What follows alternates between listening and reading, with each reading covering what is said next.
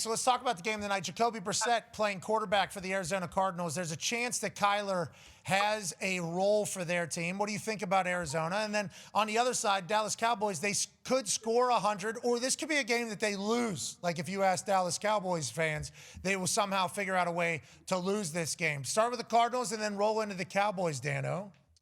Yeah, I like the Cardinals tonight. One, this team, although 2-5 and five losses by 13 total points. So this is a team that is just a better football team than their record. Every game is incredibly close. And I would argue they've played offensively better this year with Jacoby Brissett than they did with Kyler Murray. It seems that he's got just as good of a connection with Trey McBride, who's one of the best tight ends in football. Seems like he's got a better connection with Marvin Harrison Jr., Jacoby does, than Kyler. And so I think this is a physical offensive line. They're going to play with multiple tight ends. They're going to run the football with success with 3 tight ends in the field against Dallas. Jacoby's a good player. Okay, he's been a good quarterback for years in the NFL. He's not as electric as a Kyler Murray, no question, but he's going to operate this offense. And I think time of possession can be huge for Arizona tonight. And then I would say defensively, Dallas's 2 receivers and tight end we know are fantastic. Defensively, this is a good unit. They don't give up a ton, or they don't allow a ton of points a game. It's a huge challenge. But Will Johnson, their cornerback, is playing good football. I would expect Budda Baker to get his hand on a ball tonight, if not 2. He's outstanding. Max Melton's been playing good. So I just think this is a better football team. I'm not telling everybody that Arizona is going to blow them out, but I think Arizona is more than capable of winning this game on the road. Jacoby, we talked to Schefter. Schefter said that a lot of people are saying this offense better with Jacoby at quarterback. Why is that? And what do you think about the handling of the entire situation? Schefter told us that this offseason could be interesting, as he did his Windhorst impression, for Kyler in Arizona. Your thoughts on that particular case? Yeah, so Kyler last year, I thought at times was playing like a top 5 quarterback. He really had some big time performances. And this year, it necessarily hasn't hit that well. Why is Jacoby playing better? I think Jacoby trusts the system a little bit more. I think Jacoby just gets the play call, wants to operate the play call to the very best of the play call, and is willing to allow the defense to tell him where to throw the ball. He's much, obviously, less reliant on doing some of this stuff, like going and being a playmaker. He just wants to be a facilitator, where Kyler's such a dynamic athlete that if he doesn't necessarily think the play call gets the line of scrimmage is going to be that ideal call, or doesn't necessarily trust some of the pass concepts, he believes that athletically he can go make a play. And he's more often than not accurate, but it's not necessarily the best thing for the offense, right? To get everybody involved. And so I just think Jacoby, because he's not a ridiculous athlete, has much more of a facilitator mindset. And this is an offense that talented. I like Mike Wilson, their second receiver. Marvin Harrison's had a much better performance than I think that Thursday night game. He had those big plays late. I think Herbie was on the call, if I remember that. Yeah, had a drop earlier, hit rock bottom, then came back at the end. Yeah, he's been much more productive. And so I think as a whole, Jacoby's this offense seems to be much more in rhythm this year with him at quarterback. And McBride's an animal. Yes, I should have. Yeah, he is. He'll be all over the place tonight, and his energy is spectacular. He is must watch. Let's go to the Dallas Cowboys side of this entire thing. You were obviously a mile down the road with First Take. Cowboys fans feel however they feel in the moment. What are their expectations for tonight, and how do you think Jerry World looks tonight against the Cardinals? Yeah, I mean, this place would be rocking tonight. I think the expectations are almost every game they have to go score 38-40 to win. I mean, Arizona's going to control this game from an offensive perspective. And so if you're Dak in this offense, the challenge against Arizona's defense with Jonathan Gannon, kind of their head coach and defensive play caller, is like you often don't necessarily know what you're going to get. This is one of the defenses in the NFL that has, you don't necessarily have a consistency from guys. Guys will often be where they're not supposed to be. And you can't, as a quarterback, get to the line of scrimmage and be like, I know it's cover 3 or I know it's cover 2. You're kind of looking at it going, I don't know if this is 2 or 3, or is it invert, or is there safety in the middle field, or is he on the backside hash? And so it's a very unorthodox coverage unit. Budda Baker is a safety that, Yep. I call them liars. They just do things you're not supposed to do. And so there'll be some good matchups on the perimeter. But I think the middle of the field is going to be a huge storyline tonight. Can Arizona confuse Dallas a little bit with some of their unique coverages. Okay, so it sounds like you like Arizona. You said that at the beginning. I'll be excited to watch NFL Live when you add in some more film for your argument. Let's talk about Week 9 NFL slate as a whole. Go ahead, Tone. Yeah, Dano, I believe it was you who came on last week, and we were talking about the Steelers' defense, and we were talking about how much they've been trying to disguise and putting themselves in bad positions. This week, they trade for Kyle Duggar, so he's new at safety. Jalen Ramsey's got to go back and play safety because of injuries. They simplified everything. They played fast. What did you see from them on the tape? Yeah, the two things. Number one, the simplification, absolutely. They did way less post-snap movement and trying to over-rotate and stuff.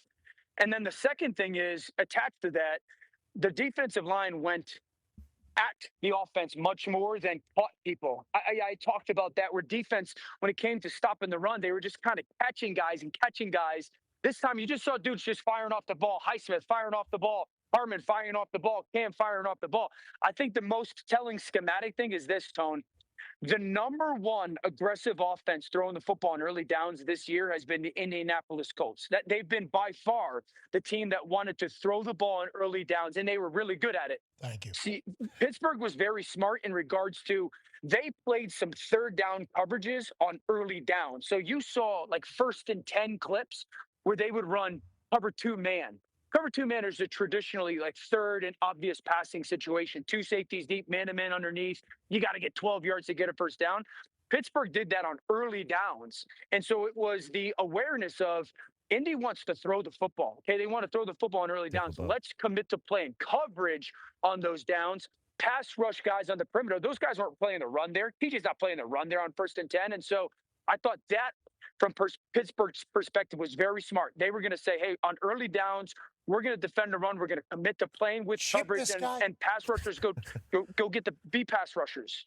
I appreciate what you're saying, that it was just great strategy and scheme and everything like that. And I don't know if you heard Tone Diggs say it, but he said in the middle of your answer that Dick LeBeau probably went down and put on the headset. Did you see the 2005 team was in the building? And did you immediately, like me, understand that the Pittsburgh Steelers boys who were trying to impress the Pittsburgh Steelers, brand new Pittsburgh Steelers, probably wanted to play a little bit more Pittsburgh Steelers football? Because that's what it felt like as I was watching the game as a Colts fan, thinking to myself, what the hell is this team doing? This is what the Steelers are supposed to look like. This is not what they've been all year. It was a surprise, Dano, for me. Yeah, I agree. Yeah, I agree. From at least the defensive perspective, I didn't know that they were in the building. That's pretty sweet. But, I think that some research. If this is who they could be. Now, here's the caveat. Like, I want to applaud them. There's no doubt. In tip of the hat, played well. But they've got those 2 wins this year that are really only about the takeaways. And so, yes, they're awesome. And if you're going to bank on those, great. But there's still you want to see more consistency with playing dominant brand of football, a dominant defensive brand of football. Absolutely big time performance. Getting the takeaways is huge. I'm not concerned if I'm a Colts fan. I don't love the way my tackles played. If I'm a Colts fan, I don't love that. But they're elite rushers that you're dealing with. One of the interceptions batted up in the air. I'm not going to kill the quarterback over that. The fumble, there's not a ton that he can do about that. The TJ Watt strip stat. So I'm not overly concerned if I'm the Colts. This was a little bit more of an aberration for me than, oh my gosh, Daniel Jones reverting back. Great word out of you, honestly. That was a phenomenal word out of you right there, aberration right there. I'll certainly try to use it in a sentence. Tommy Maddox also in the building. His name was top left. Left off the list. Yeah, I mean, Madman Tommy Maddox. Gunn looked good. Yeah, he did look pretty good. I mean, all the boys looked good, including Jeff Reed, skipper in there in the middle, number 3. Same. He's in the middle of all the staff. I like that. Player, staff. Jeff Reed, staff in there. I like the way Jeffrey made a lot of huge kicks in a very, very difficult place. A lot of studs on that team back in the building. Okay, question here before the hard out from Con Man about, quarterback play right now. Yeah, Dano, it feels like last year we had this conversation like, hey, this might be the greatest, QB draft class first round that we've ever seen. And now, we're 27 games, give or take, into some of these careers, some less, some more. Do you think last year, the 2024 class between Caleb, Jaden, May, Penix, McCarthy, and Bo will go down as one of the best ever? Because if you're just looking at the, the AFC right now, it is loaded with talent. Yeah, I mean, they're obviously going to have to go win championships. It's very similar to the 18 class that has like Josh, Lamar, Baker, Sam. They're all in the same class, right? Yep. So Yeah, I mean, Caleb was really impressive yesterday when it came to making some broken plays. And then obviously the throw to win the game was outstanding. Jaden Daniels, it's terrible what happened to him because absolutely no need for him to be in that game. And it's really been a disaster in Washington all offseason. Um, Drake doesn't blink. Just doesn't flinch. He's unflappable with the way that he plays the game. The same with JJ McCarthy. JJ wasn't perfect yesterday, but that dude just does not blink in moments. Same with Bo Nix. He plays his best football when it's needed the most. And so I think the guy that's still a question mark out there is probably Michael Penix. And how good can Penix get specifically versus man coverage? Can they move him a little bit more? It's too stationary for me. But it's a really impressive class so far. Yeah, and I think we all believe Caleb's going to be good, right? Yeah. Yeah, he's still crazy talented. I would still go back to yesterday. He made so many plays out of pocket and out of structure. You're encouraged by that. And then when it was needed, he made a big time throw to win the game. Why is Jordan Love the way he is? Because like one week, like last week, Sunday night, he has that game against the Steelers, and you're thinking, okay, this is a guy that can lead this team to a Super Bowl without a doubt. And then, just not great yesterday, obviously. I think a lot of people think Matt LaFleur has something to do with that. 3rd and 11, calling bubble screens every single time or throwing it, 85 yards down the field. Doesn't really have a play in between those two. And then they lose Tucker Kraft for the rest of the year, too, who has been their really only reliable playmaker week in and week out. I guess, how concerned should I be about the Packers moving forward?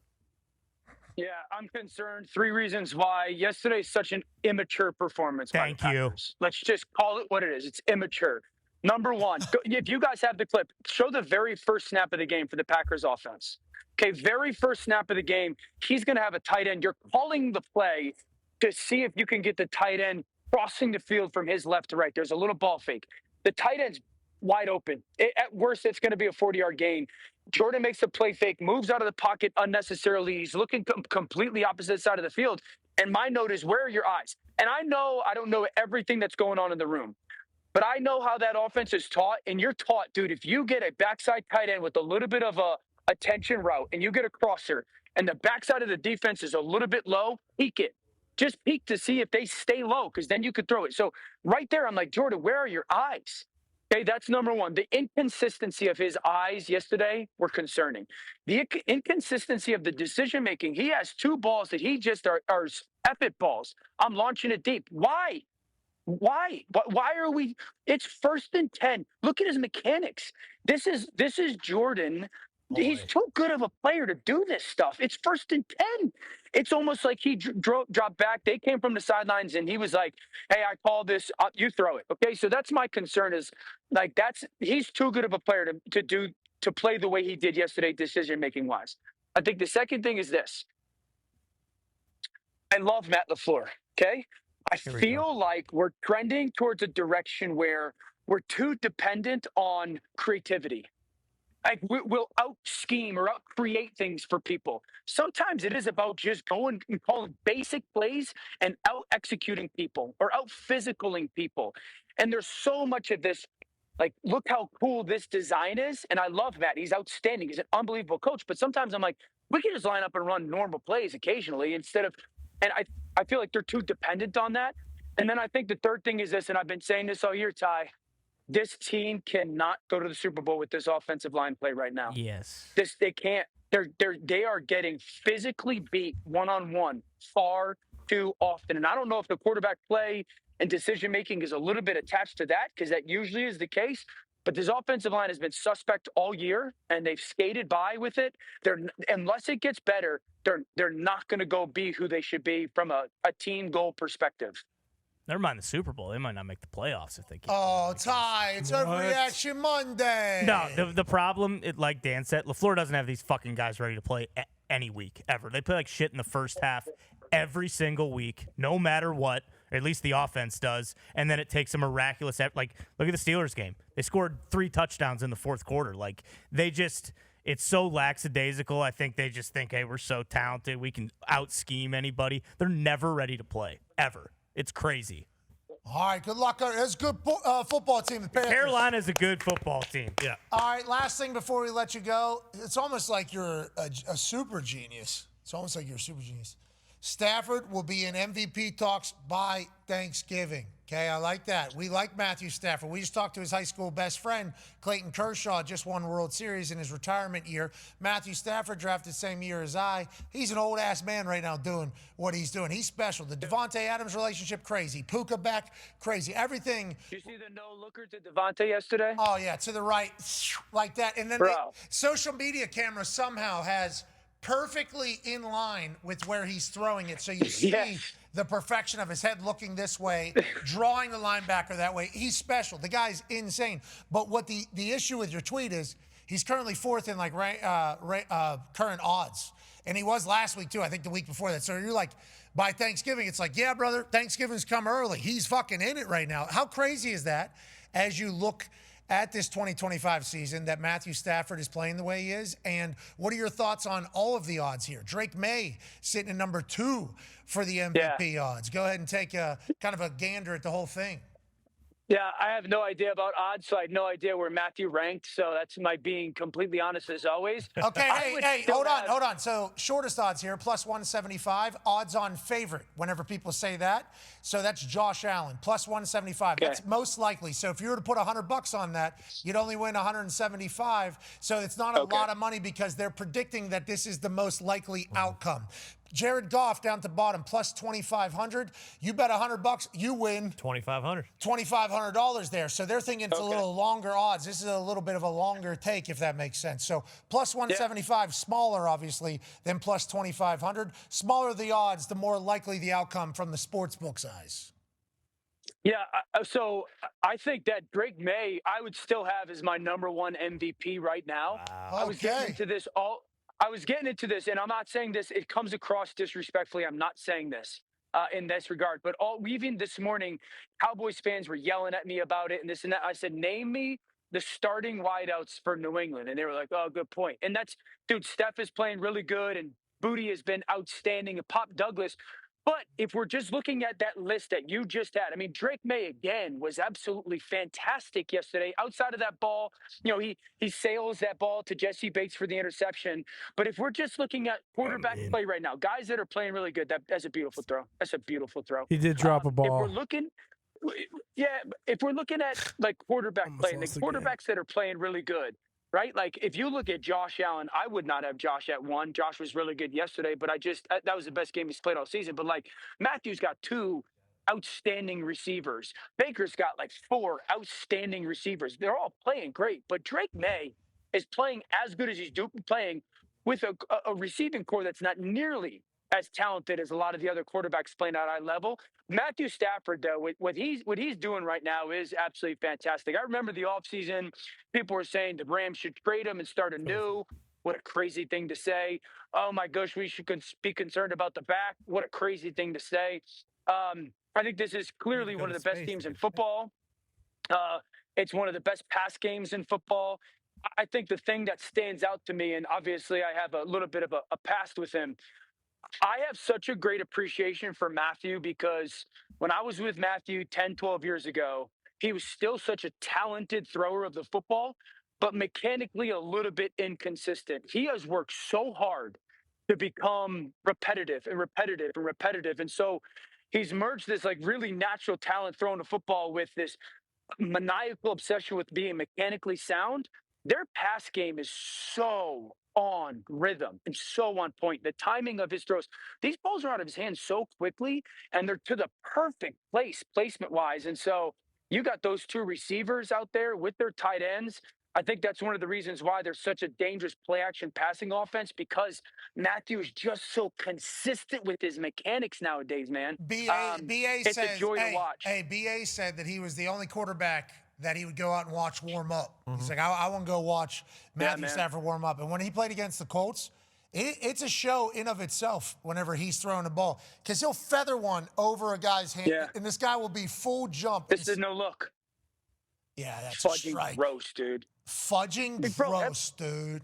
Fudging dude, that ball's it's 30 yards downfield, over 2 or 3. Look at this guy. Like, yeah, He's damn near 42. And remember the offseason, he had a back or a super duper something. This is the clone They're of awesome. Matthew Stafford, Right. remember? This is a clone of him. Devontae Adams' touchdown distances, they're setting him up like Gronk right now. Basically, because Devontae's the 2, right? Puka's the 1, you're able to get single coverage on Devontae down in the red zone. So they just have him go and do a two-way go, I assume. This is just two-way go. Whatever you want to do, just beat the guy off the line, and Stafford's going to find you. Yeah, I mean, there's often hand signals or whatnot. You know, when we used to do this with Reggie when we were together, and you would tell the receiver, like, hey, you tell me what you're going to run. And the receiver would get out there, read leverage. Does he like the corner inside? Does he like him outside? He'd be peeking his safety. Does he think he's going to get help or not? And whatever it is, you know, hey, if I put my right hand to adjust my helmet, my left hand to adjust my helmet, where do I grab my hamstring? Do I touch my waist? You'd figure it out week by week what the signal was, but often it's the receiver telling the quarterback what he's going to run. Yeah, and having Devontae, who's one of the best get-offs, right, in all of football, having him be that guy is insane, especially because they got to respect everything else going on in the offense. So literally, you can get a man coverage out there, just like they were able to do with Gronk. They were able to do that. And if they take somebody out to go double team them, it's like now you open up everything else. It's a fucking hell of a play. Their play action game is so deadly, man. Their play action game, that's the thing that is making this offense. And I mean, it starts with Matthew and Sean, no doubt, but their commitment to play under center, play action centric. They're committing to protection. They're giving multiple options downfield. The quarterback's got the ability to push the ball downfield in the windows and be crazy accurate and on time. They're creating explosives. No quarterback's got more explosive pass plays in the NFL than Matthew at 40 years old. And it's because of the scheme that they're deploying in those two receivers. And Devontae and him have really gotten on the same page. They weren't necessarily a couple weeks ago. They are now. Fun to watch. As are you. We'll see you at NFL Live. Thank you for joining us from Jerry World. Great performance down there in front of the crowd this morning with First Take. Yeah, it was cool, man. Those Cowboys fans are out of their minds in a good way. Michael Irvin is absolutely off the charts. I have no idea how he does it, but it was fun. It was cool. I was thankful to be a part. Yeah, it was a cool show. We enjoyed watching it. Ladies and gentlemen, Dan Orlovsky. Yeah, Dan.